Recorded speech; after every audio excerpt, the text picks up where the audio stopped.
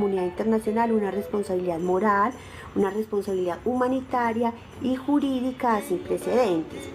La persistencia e incapacidad de todos los sistemas árabes, islámicos e internacionales para brindar ayuda a Gaza ante esta catástrofe y la llegada de 700.000 toneladas de basura se acumulan en diversas zonas de Gaza, amenazando con graves desastres sanitarios y ambientales. Los municipios de Gaza son incapaces de proporcionar siquiera los servicios esenciales mínimos, peguémonos de esta palabra, debido a la falta de combustible y de equipo.